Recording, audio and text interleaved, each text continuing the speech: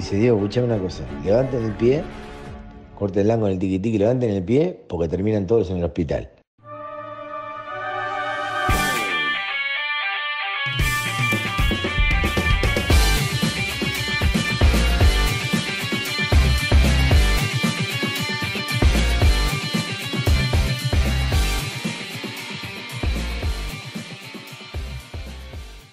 Un 18 de agosto de 1988, 2 meses exactos después de levantar un trofeo en el mítico Mineirao, el flamante campeón de la Supercopa, el Racing Club de Avellaneda, disputó uno de esos encuentros que, por sus particularidades, quedaría en el anecdotario de la institución.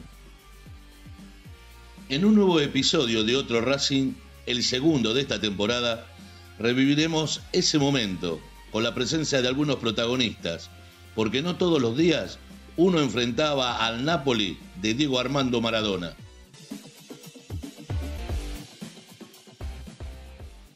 El flamante campeón sudamericano, dirigido por uno de los ídolos más grandes del club, Alfio Basile, se encontraba realizando una gira por Europa y traía en el lomo un ritmo bastante desgastante.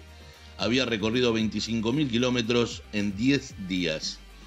En el contador de millas figuraban un viaje a Asia, en donde la academia jugó 3 amistosos contra la selección de Corea del Sur. Algo improbable en el fútbol actual que se enfrenten un equipo y una selección tan disímiles entre sí. Luego continuó una parada estratégica en Alaska y finalmente la expedición a Europa, donde estallaba el verano con temperaturas que superaban los 40 grados centígrados.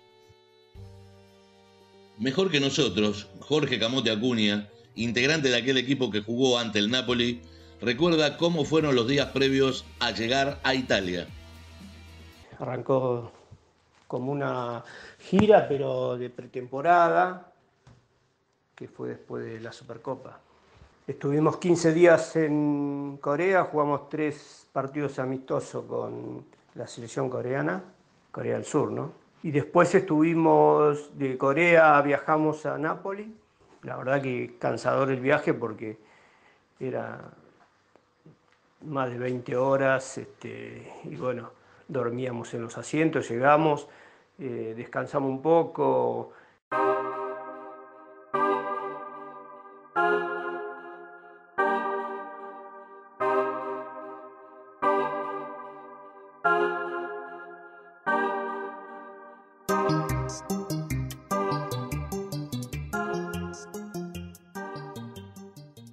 Jorge recuerda también que hubo alguien que recibió a la delegación académica en el hotel, con sorpresa incluida.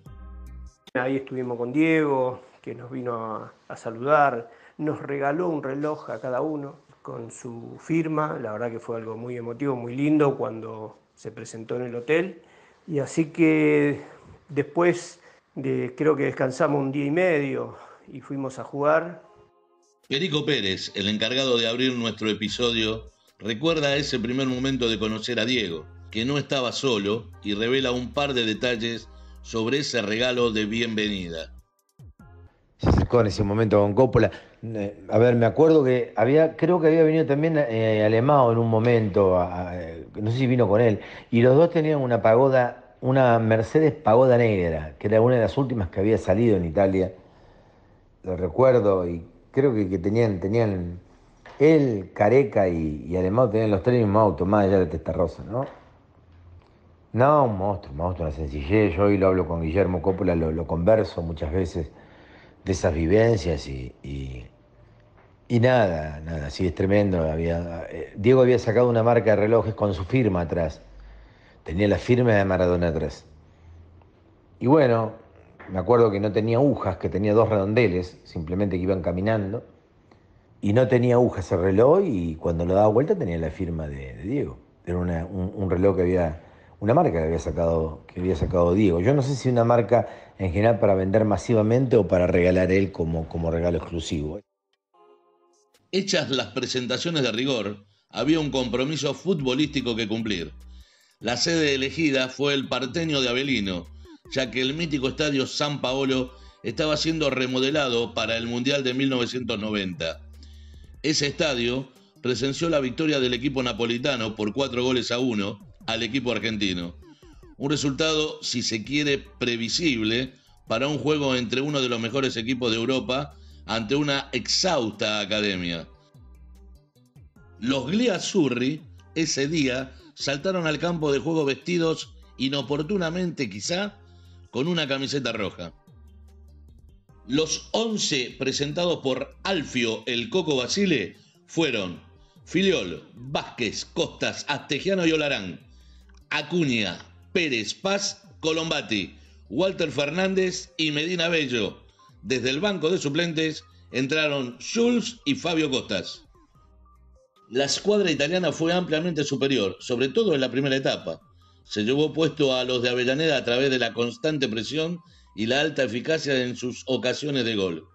Aunque claro, nuestro querido Camote no coincide tanto con la apreciación de la prensa de aquel entonces. Lo que noté es, aparte que el cansancio que había, porque realmente había un cansancio, una merma física, el partido dentro de todo fue parejo. Lo que pasa es que en Napoli tenía a Diego en su mejor momento, Careca, cuando te llegaban te lastimaban, y esa es la realidad. No fue un paseo, simplemente que cada vez que ellos llegaban con opción de gol. Recuerdo el gol de Alemão fue de afuera, se la movieron y le pegó. El equipo de Napoli bien descansadito, bien, armadito. Era un equipo europeo y nosotros cansados de mucho viaje, sin poder entrenar bien, obviamente que sentimos ese cansancio. Y yo creo que se debió un poco más a eso que a otra cosa. Eso fue lo que la sensación que a mí me dio. Dentro de todo fue parejo, pero con ellos cada vez que llegaban convertían, ¿no? Apenas pasados los 4 minutos del inicio, Máximo Kripa lanzó un misil de 30 metros que se coló en el ángulo izquierdo del Pato Filiol. A los 6 minutos, 120 segundos después, Careca recibió de Diego, engañó a Filiol y definió de zurda, 2-0, como en aquellos combates de box donde dos mazazos tremendos apresuran el knockout. El partido se estaba cerrando con los equipos recién salidos del vestuario. Lo planteado en la previa por el Coco no había resultado. Sabíamos de Alemão, de Careca, de Diego, de un equipo de Nápoles que venía muy enchufado, que más allá de Diego y de Careca y Alemão, anímicamente por Maradona, ese Nápoles estaba en 2.20 siempre. Pero nada, tranquilo, lo mandó, recuerdo que lo había mandado a Camote Acuña a apretarlo a Diego cuando no tenía la pelota Racing y tenía que armar el juego el Nápoles. Muy, muy difícil de controlar, Diego, en ese momento. Te jugaba de frente, jugaba de espalda, tocaba de espalda.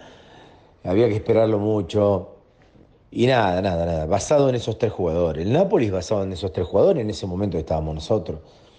Por supuesto, sí, tener alguna parada estratégica como para tampoco regalarnos, pero en un partido donde también vos si te tenías que ir, te ibas. No era que había que mantener la posición estrictamente. Pero sin duda, Maradona te desequilibraba todo, absolutamente todo. Más allá de las tácticas y las técnicas del técnico, te desequilibraba todo. A los 38 minutos, la historia ya marcaba el resultado en 3-0. En esta ocasión, por Alemão, luego de que Diego se la dejara cortita en un tiro libre que Gustavo Costas había cometido. Rápidamente y tocado en su amor propio, Racing respondió con Walter Fernández, quien rompió la resistencia del arquero Giuliano Giuliani y descontó para el 1-3 parcial, gracias a un magistral tiro libre. El mismo Walter Fernández, en la revista Paladar Académico, en el año 2015, comentó sobre aquel tanto: fue un detalle muy importante para mí. Le puse un granito de arena a ese histórico partido, que me quedará guardado por siempre en la mente. Napoli, pese a los intentos del conjunto de Avellaneda por emparejar las acciones, estaba en otro nivel. Incluso el mismísimo Filiol, referente innegable del campeón sudamericano e ídolo del fútbol argentino, tuvo que hacer valer su apellido y negociar para equilibrar un poco el desarrollo del juego en los minutos finales del partido. Somos 3-1, me parece. Digamos 3-0, nosotros somos el 3-1 en el primer tiempo. Y recuerdo una falta, no me acuerdo si yo lo toco a Alemão no, creo que a Alemão, que yo lo toco a Alemão, lo corto a Alemão, o Camote Acuña lo corta a Alemão. Y bueno, estábamos todos alrededor del jugador y vemos que el Pato venía caminando desde el arco para medio de la cancha, ¿viste? Y nos parecía raro que el Pato saliera desde allá, caminando, y veo que lo agarra a Diego del hombro y lo lleva abrazado y hablando, ¿qué pasa, Patito? Todo, y estaba ahí al lado. Dice, Diego, escuchame una cosa, levanten el pie, corten el ángulo en el tiqui-tiqui, levanten el pie, porque terminan todos en el hospital. Listo, cerramos acá y cortala, porque... Y bueno, dice, te quedas tranquilo, Pato, te quedas tranquilo. Y bueno, ahí terminó el partido, terminó creo que con ese resultado, 3-1, 4-1, pero ahí terminó el partido, ahí ya terminó el partido. Porque más allá de nosotros ir a jugar contra Napoli, ese Napoli que Diego levantó, que contrarió contra el norte, ese Napoli del sur, el referí, bueno, te podés imaginar que lo que dijera Diego cobraba. Así que esa es la anécdota del Pato, que me reía, ¿no? Y Maradona, Diego fue una de las grandes figuras. En el momento futbolístico más alto de su carrera, el 10 jugó en puntitas de pie, destilando calidad. Nadie se la podía sacar, salvo Camote Acuña, que le hizo sentir el rigor más de una vez. Acuña lo recuerda como pocos. En el partido en sí, yo me acuerdo en una jugada, porque yo lo corría también cuando venía por mi sector y por ahí metía, y en un momento creo que le metí fuerte y fui y le saqué la pelota, y a la jugada siguiente la recibo contra la línea lateral y se me tiró con las dos piernas para adelante, así en forma de tijera, ¿no? Entonces siempre me acuerdo de decir, bueno, yo lo hice calentar a Diego, pues se había enojado conmigo porque le metí, le fui medio fuerte 2 o 3 veces.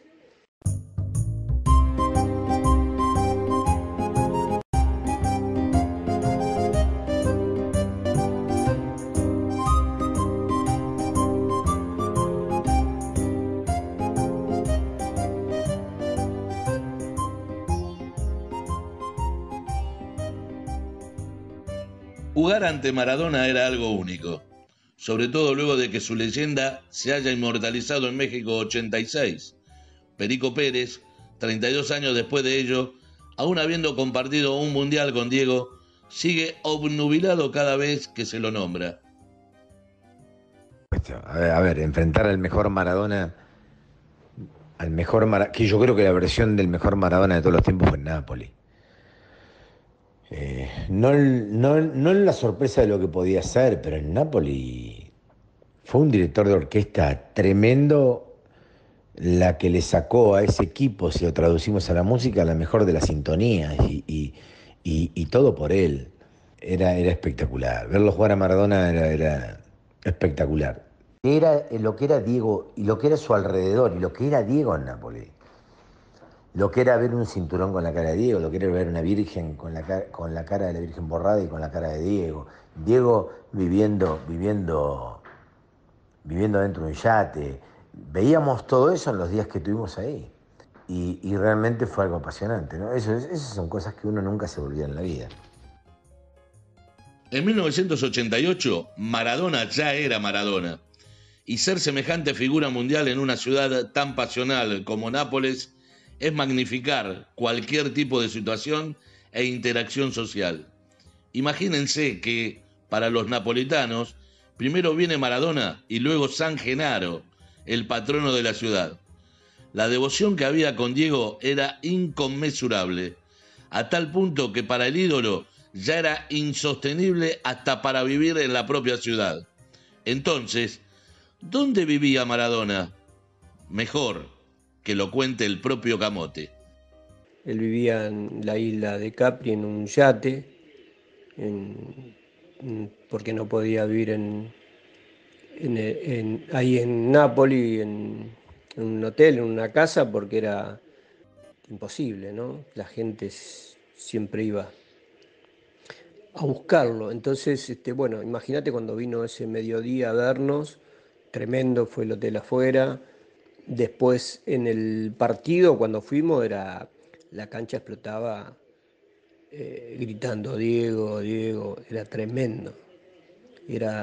Estaba la cancha llena y coreando Diego, Diego, Diego, era impresionante.